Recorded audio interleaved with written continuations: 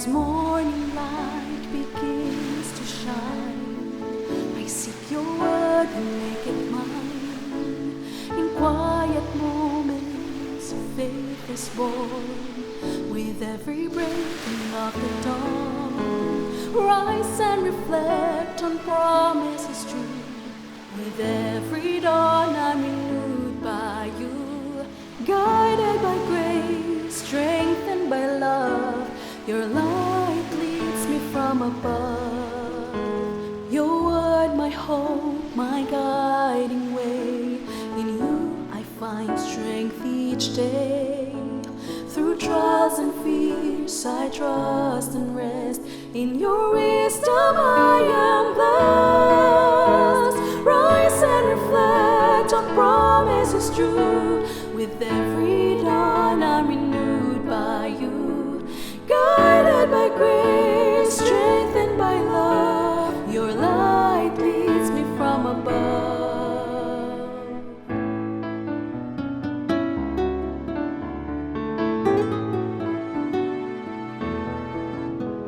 Your word, my hope, my guiding way. In you I find strength each day. Through trials and fears I trust and rest. In your wisdom I am blessed. Rise and reflect on promises true. With every dawn I'm renewed by you, guided by grace, strengthened by love. Your light leads me from above. Rise and reflect on promises true. With every dawn I'm renewed by you, guided by grace, strengthened by love. Your light leads me from above. Your light leads me from above.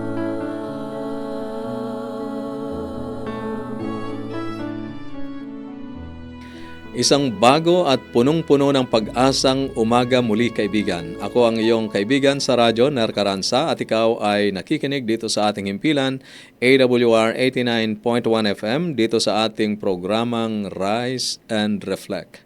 Ang pag-ibig at awa ng Panginoon ay walang katapusan. His mercies never come to an end, and they are new every morning. Napakabuti ng ating Panginoong Diyos. Tunay na ang awa at pag-ibig ng ating Panginoong Diyos ay bago tuwing umaga, sapagkat iningatan niya tayo sa buong magdamag at muli niya tayong ginising sa umagang ito upang harapin ng may pag-asa ang panibagong araw. Ang ating palatuntunang Rise and Reflect ay naglalayon na pasimulan natin ang ating araw sa pagbabalik ng pasasalamat sa ating Panginoong Diyos, pagbabasa ng kanyang banal na salita at pananalangin. Tayo po ay mapapakinggan araw-araw tuwing 4:30 ng umaga.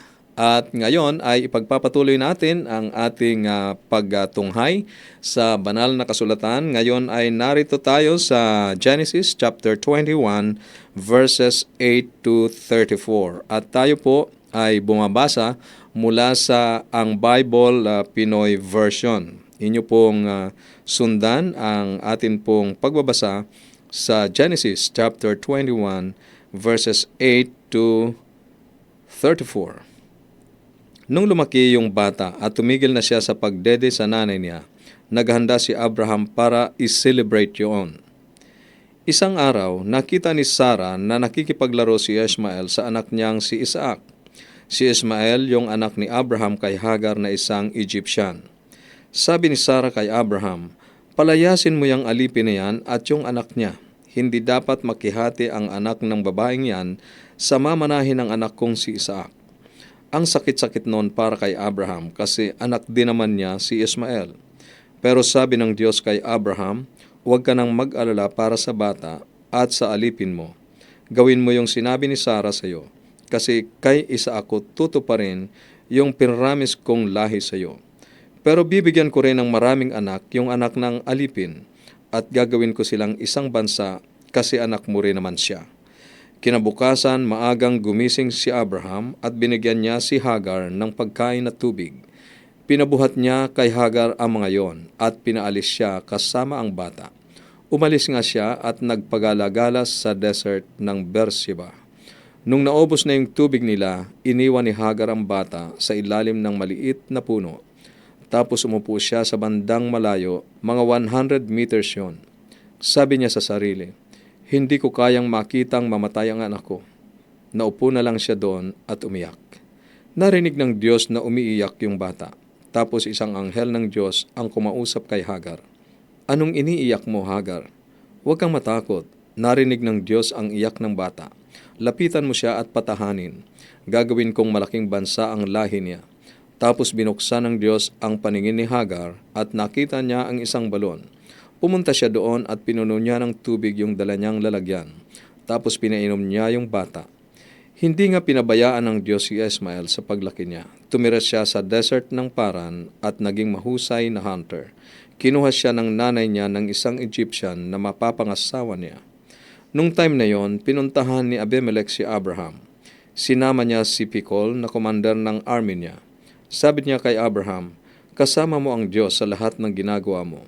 Sumumpa ka ngayon sa harap ng Diyos na hindi mo ako lulukuhin, o yung mga anak ko, o yung mga magiging anak na mga anak ko. Naging loyal ako sa iyo, kaya mangako ka na magiging loyal ka rin sa akin, at sa bansang ito kung saan ka nakatira." Sumagot si Abraham, "Sige, nangangako ako." Nagreklamo si Abraham kay Abimelech tungkol sa isang balon na inagaw ng mga alipin niya. Ang sagot ni Abimelech, "Hindi ko alam kung sinong gumawa niyan. Hindi mo naman sinabi sa akin at first time ko yang mabalitaan ngayon." Tapos noon, gumawa sila ng agreement at binigyan ni Abraham si Abimelech ng mga tupa at baka. Hiniwalay ni Abraham yung 7 babaeng tupa sa mga alaga niya. Kaya tinanong siya ni Abimelech, "Para saan niyang 7 tupa? Bakit mo hiniwalay?" Sumagot si Abraham, "Para sa iyo ang 7 tupa na ito. Pag tinanggap mo ang mga ito, ibig sabihin tinatanggap mong ako ang humukay sa balon na ito." Kaya tinawag na Beersheba ang lugar na yon kasi doon sila sumumpa sa isa't isa. After ng agreement nila doon sa Beersheba, bumalik na si Abimelech sa Pilistia kasama si Phicol na commander ng army niya. Tapos nagtanim si Abraham ng puno ng tamaris sa Beersheba at sinamba niya si Lord, ang Diyos na nabubuhay forever. Tumira si Abraham sa Filistia sa loob ng mahabang panahon. Tensyon sa pamilya. Isang lalaki ang nangailangan ng heart transplant. At habang naghihintay siya, ibinahagi niya na mahirap para sa kanya na manalangin na makakuha ng isang donor.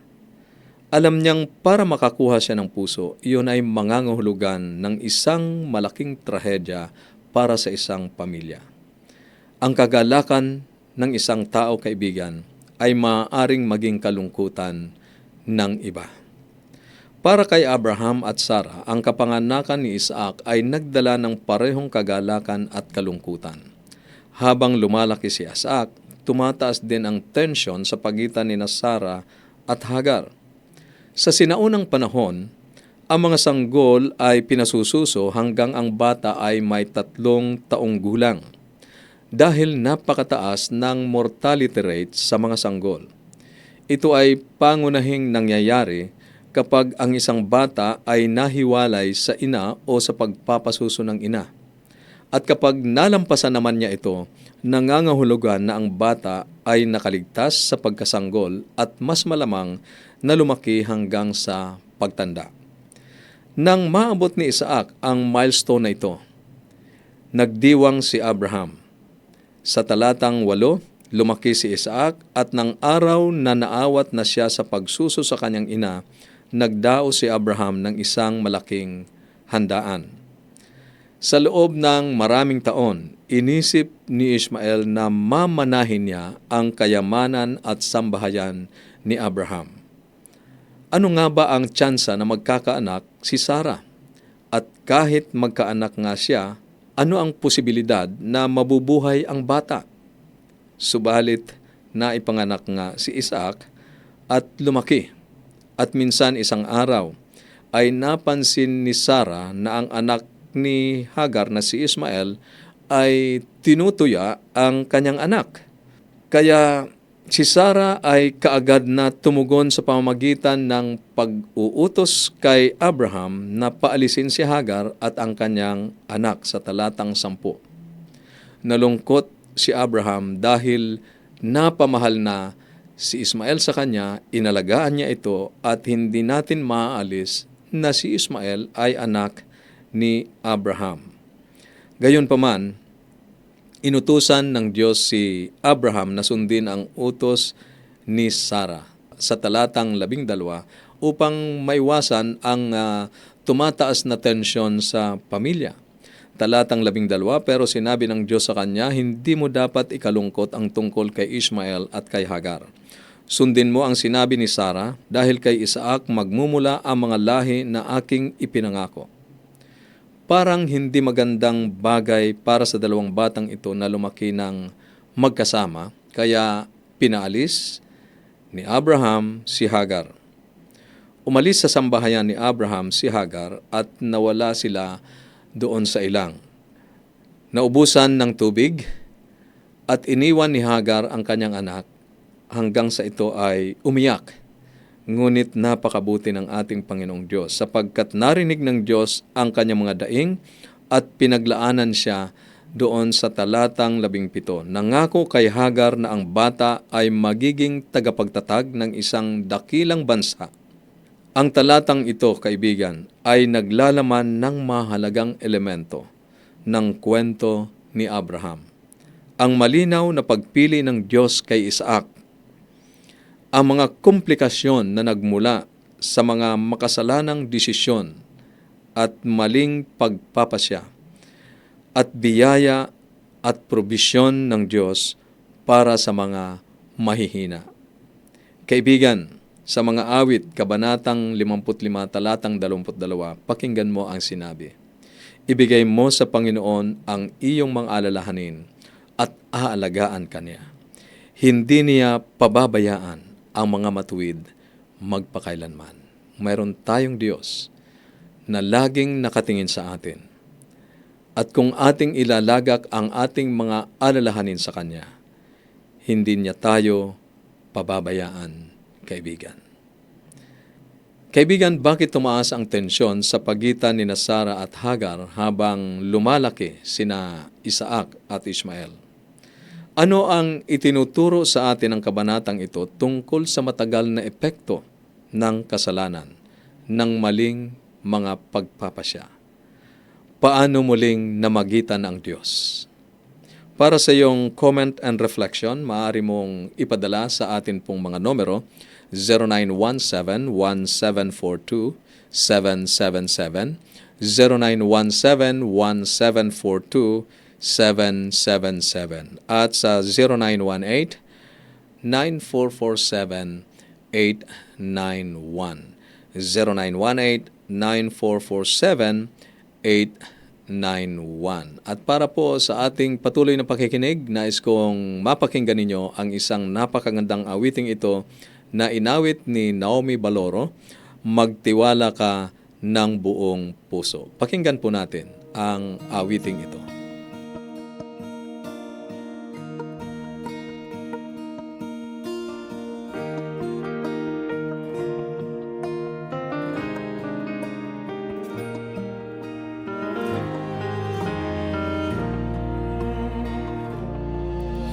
Sagot na hinahanap, sa panalangin matagpuan, paglalakbay na naranasan, pagtitiis di na makayanan, tumingala sa langit at makikita mo na si Jesus ang tangi mong kailangan.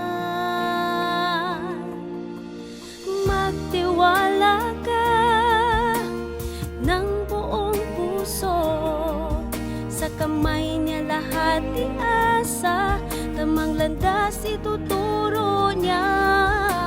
Huwag mag-alinlangan, ika'y manampalataya at buong pusong magtiwala.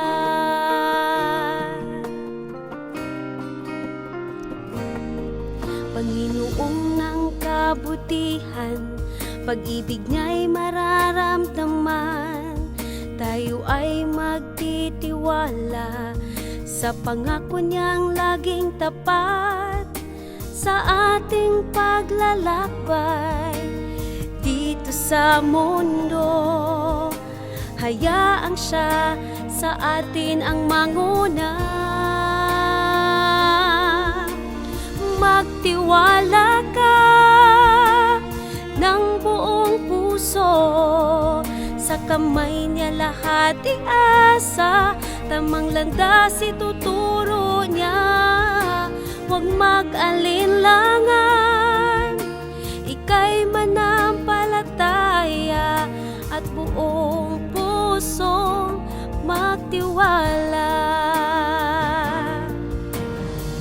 Tanging kay Jesus lahat ay magagawa.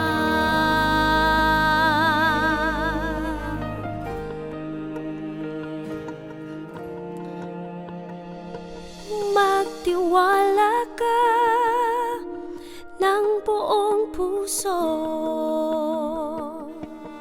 sa kamay niya lahat iasa. Tamang landas ituturo niya, huwag mag-alinlangan. Ika'y manampalataya at buong pusong magtiwala.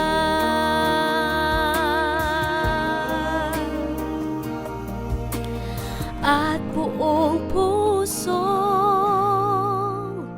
magtiwala.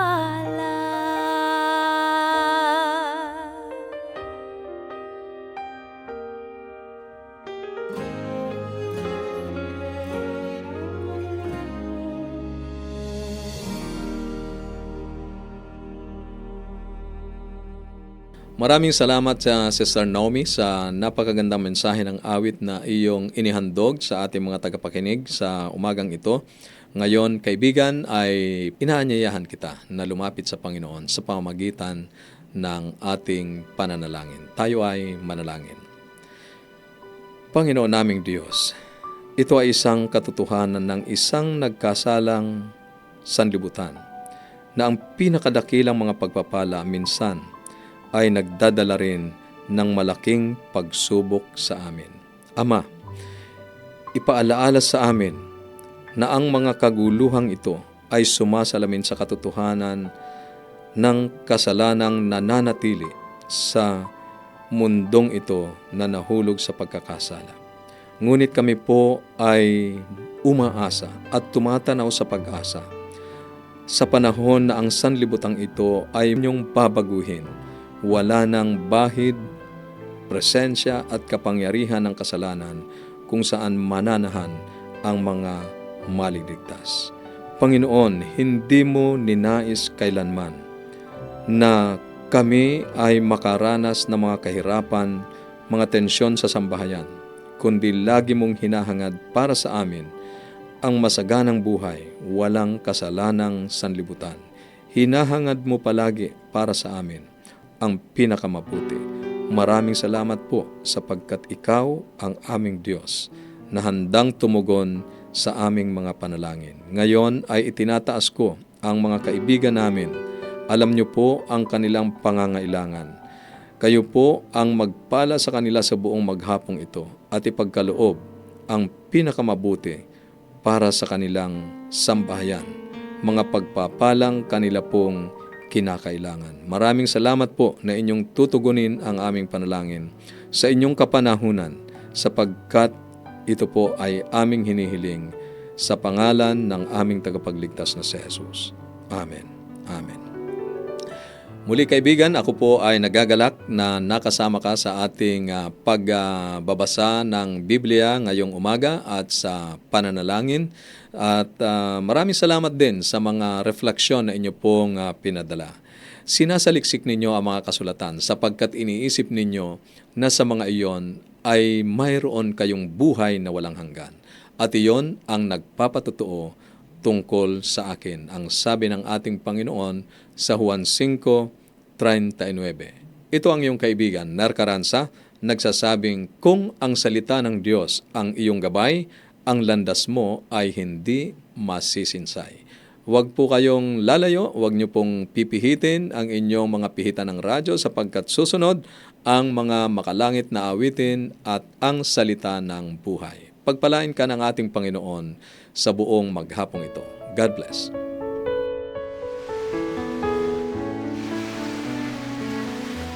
As morning light begins to shine, I seek your word and make it mine. In quiet moments, faith is born. With every breaking of the dawn, rise and reflect on promises true. With every dawn, I'm renewed by you. Guided by grace, strengthened by love, your light leads me from above. Your word, my hope, my guiding way. In you I find strength each day. Through trials and fears I trust and rest. In your wisdom I am blessed. Rise and reflect on promises true. With every dawn I'm renewed by you.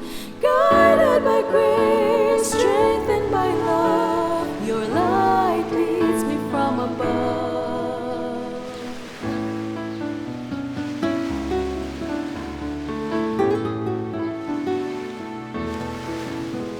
Your word, my hope, my guiding way.